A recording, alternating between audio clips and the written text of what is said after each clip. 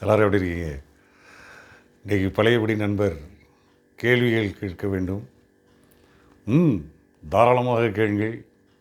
நான் என்னுடைய அறிவுக்கு, என்னுடைய அனுபவத்திற்கு எனக்கு சொல்லப்பட்ட வார்த்தைகளை உங்களுக்கு பதிலாக தருகிறேன். கேள்விகளை நீ கேட்கின்றாயா அல்லது நான் கேட்கட்டுமா? நீ பதில் சொல்கிறாயா? இல்லை கவிஞரே, நீங்களே பதில் சொல்லுங்கள். முதல் கேள்வி என்ன? இயற்கையை ஏன் பேச வைக்கவில்லை? சரியான கேள்வி. இயற்கையை ஏன் பேச வைக்கவில்லை இறைவன் என்று கேட்கின்றாய். இது ஒரு நல்ல கேள்வி, சிந்திக்க வேண்டிய ஒரு கேள்வி. மனிதர்களையும் படைத்தான் இறைவன். எல்லாவற்றுக்கும் நீங்கள் பணம் கேட்க ஆரம்பித்து விட்டீர்கள். கையெழுத்து போடுறதுல இருந்து இந்த இடத்த காமிக்க எல்லாத்துக்கும் பணம் கேட்க ஆரம்பிச்சாச்சு. அதனால தான் என்னவோ இறைவன் இயற்கையை பேச வைக்கவில்லை. ஒருவேளை இயற்கையை பேச வைத்தால் என்ன ஆகியிருக்கும்? அது பணம் கேட்கும். தேங்காயை பறித்தால் இத்தனை ரூபாய் கொடு என்று தென்னை மரம் கேட்டுவிடும். வாழை மரத்தில் சென்று வாழைக்கொலையை வெட்டினால் எனக்கு இவ்வளோ ரூபா கொடு என்று கேட்கும். நீ கொடுக்க முடியுமா? நெல் அறுவடை செய்கின்றாய், கரும்பு அறுவடை செய்கின்றாய், பூக்களை பறிக்கின்றாய், அவ்வளவும் பணம் கேட்டுவிடும். அதுக்கப்புறம் பேசும் சக்தியை ஒருவேளை இயற்கையை இறைவனுக்கு கொடுத்திருந்தால் ஜாதி பார்த்து கொடுக்கும். உனக்கு கிடையாது, இந்த மதத்தை சார்ந்தவன், உனக்கு கொடுக்க முடியாது என்று மறுத்துவிடும். அல்லது கோபத்திலே உனக்கு அது தராது. அதனால தான் என்னவோ இயற்கையை இறைவன் பேச வைக்கவில்லை. பேச வைத்திருந்தால் கண்டிப்பாக பணம் கேட்கும், ஜாதிகள் வந்துவிடும், உனக்கு தர முடியாது, உனக்கு நான் கொடுக்க முடியாது என்று மறுத்துவிடும். ஆகவே தான் இறைவன் இயற்கையை பேச வைக்கவில்லை. சரிதானா? உனக்கு பதில் திருப்தியாக இருக்கா? திருப்தி இல்லைன்னா இன்னும் நான் கொஞ்சம் சொல்லணும். இல்லைண்ணே, நியாயமான பதில்.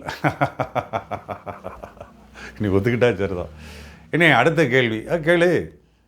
என்ன சித்தர்கள் ஞானிகள் ஏனே வாரிசுகளை பிறக்க வைப்பதில்லை? நல்ல கேள்வி இது, நல்ல நியாயமான கேள்வி. அதுக்கு முன்னால் அந்த நம்மளுடைய வாழ்க்கைனா என்னன்னு தெரியாமல் நம்ம பேசக்கூடாது.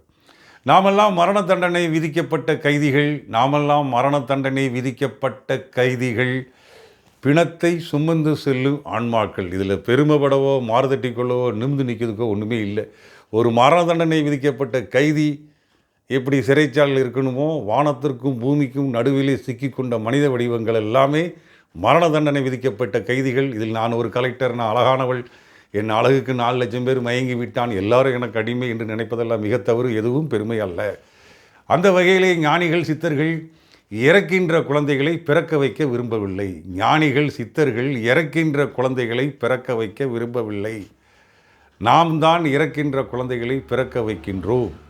அவர்கள் இறக்கின்ற எதனோடும் தொடர்பு வைக்கவில்லை. இரவா புகழ்பெற்ற இறைவனோடு, பரம்பொருளோடு தொடர்பு வைக்கிறார்கள். நான் திரும்பவும் சொல்கிறேன், நம்ம முன்னால் பேசுகிறாங்கள உலக அழகிகள், இப்போது நம்ம ஊரில் நிறைய கனவு கண்டிங்களாக இருக்காங்க. நம்ம முன்னால் பெரிய கலெக்டர், சர்வ அதிகாரம் படைத்தவங்களாம் நிற்கும்போது நான் எப்படி பார்ப்போம்? நான் மரணம் நெருங்குகின்ற, மரணத்தை கையில் வத்தி கொண்டிருக்கின்ற ஒரு பிறவி நம்மளோடு உரையாடுகிறது, நாமளும் உரையாடுகிறோம். அவ்வளோதான். அது புரிஞ்சுதா? அதனால தான் ஞானிகள் இறக்கின்ற குழந்தைகளை பிறக்க வைப்பதில்லை. ரைட்டா?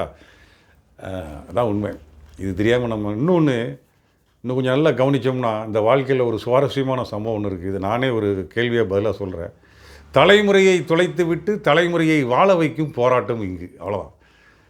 அண்ணே, இன்னொரு கேள்வி கேளு. தோல்வியை பற்றி. தோல்வியா? பிறப்பு என்பது வெற்றி, மரணம் என்பது தோல்வி. அதுக்காக அதை நம்ம சந்திக்காமல் இருக்க முடியாது.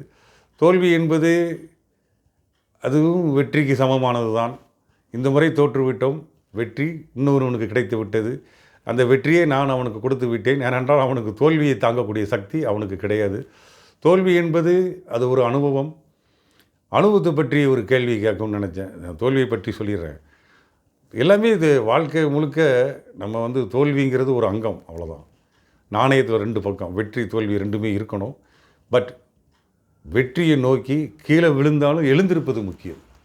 கீழே விழுவது தோல்வி என்றால் எழுந்து நிற்பது வெற்றி. அதனால் தோல்வி என்பது அது ஒரு பெரிய சப்ஜெக்டே கிடையாது. வெற்றியை நோக்கி நம்மளுடைய கனவுகள், நம்மளுடைய சிந்தனைகள் போய்கிட்டு இருக்கணும். தோல்வியை பற்றிலாம் நான் கவலை, எல்லாமே என் வாழ்க்கையில் தோல்வி தான். கல்வியிலிருந்து, காதலிலிருந்து, கல்யாணத்திலிருந்து திரும்ப ஒரு எல்லாமே தோல்வி தான். ஆனால் அதை பற்றி நான் கவலைப்படலை. ஏன்னா தோல்வி வந்து பாதிப்படையாமல் இருப்பது வெற்றி. தோல்வி பாதிப்படையாமல் இருந்தால் அது வெற்றி. எனக்கு தோல்வி பாதிப்பு கிடையாது. ரைட். இன்னும் ஏதோ ஒன்று கேட்கணும்னு நினச்சிங்க. சொல்லுங்கள். என்ன கேள்வி கேட்க போகிறீங்க? சும்மா கேளு. நேரம் ஸ்டார்ட் ஆகிடுச்சின்னு பார்க்குறியா? நாளைக்கு பேசுவோமா? நல்ல கேள்வியெல்லாம் கேட்டு வை. நான் அண்ணே உங்களை எது தாங்குதுன்னு சொல்லலாமா? என்னையா? என்ன எது தாங்குதுன்னு கேட்கியா? என்னை எது தாங்குதுன்னு தெரிஞ்சால் என்கிட்ட பழகினவங்க, உறவாடினவங்க, என்னை எதிர்த்தவங்கலாம் சரிச்சிடுவான். வானத்தையும் பூமியும் எது தாங்குகின்றதோ, வானத்தையும் பூமியும் எது தாங்குகின்றதோ அதுவே எம்மையும் தாங்குகிறது. என்னை தாங்கிறது வந்து கண்ணுக்கே தெரியாது. அதனால தான் நிறைய பேர் நான் தாங்கிறது தெரிஞ்சுதுன்னா அந்த சரித்து வெட்டி நெக்கில் தள்ளிடுவான். அதனால் தாங்குவது என்பது என் மனதிற்கு உட்பட்ட விஷயம். அண்ணே இன்னொரு கேள்வி டக்குன்னு கேட்டு முடிச்சிடு. மனதை பற்றி ஏதாவது சொல்லுங்களேன். வான் பறந்த அளவு நீர்நிலம் இருக்க, வான் பறந்த அளவு நீர்நிலம் இருக்க என் மனம் பறந்த அளவு என்ன இருந்தது? ஒன்றுமே இல்லை. என் மனம் என்ற ஒரு சக்தி மிகப்பெரிய ஒரு அற்புதமான சக்தி. இதை சிதைப்பதற்கும், இதை பிளவுபடுத்துவதற்கும், இதை சங்கடப்படுத்துவதற்கும் நிறைய உறவுகள் ஆண்கள் மூலம் பெண்கள் மூலம் வரும். நான் அதில் பாதிப்படைந்ததே கிடையாது. என்னுடைய மனம் எப்பொழுதும் சந்தோஷம் என்ற ஊஞ்சலிலே ஆடிக்கொண்டிருக்கும். விதி கவலையில் தோல்வியில் என்னை கீழே இருந்து ஆட்டும். நான் சந்தோஷ ஊஞ்சலில் இருந்து கொண்டிருப்பேன். ஆக இந்த பிறவி மகிழ்ச்சியாக இருப்பதற்கும், உண்பதற்கும், உடுத்துவதற்கும், பிறருக்காக வாழ்வதற்கும், பொறாமையற்ற வாழ்க்கை, தாழ்வு மனப்பான்மை இல்லாத மனம், யாரையும் பார்த்து ஏங்காத மனம், எனக்கு நிகராக இறைவனை தவிர நான் என் தலையில் என் மதியில் யாரையும் வைத்துக்கொள்வதே இல்லை. ஏதோ அந்தந்த நேரத்துக்கு ஒரு கேரக்டர் வரும், நானும் அவங்களும் நடிப்பாங்க, நானும் நடிச்சுட்டு போயிடுவேன். நடிப்பிலேயே சிறந்தது எதுன்னு? அப்படியா? நடிப்பிலேயே சிறந்ததா? நீ சிவாஜி கணேசன்லாம் நினைக்காத, நடிகர் திலகம் சாவித்திரியை நினைக்காத, நடிப்பு ராட்சசி ஊர்வசியை நினைக்காத. நான் நிறைய நடிகைகளை பார்த்துருக்கேன். அதாவது நான் பார்த்ததுலே நடிப்பு அது நான் பிறகு சொல்கிறேன். அது ஒரு சப்ஜெக்ட் இருக்குது. நடிக்கணும் கம்ப்ளீட்டாக எல்லாருமே நடிக்கிறாங்க. நாமளும் இப்போ நான் கூட ஒரு 15 தினத்துக்கு முன்னால் ஒரு நடிப்பு நடந்தது.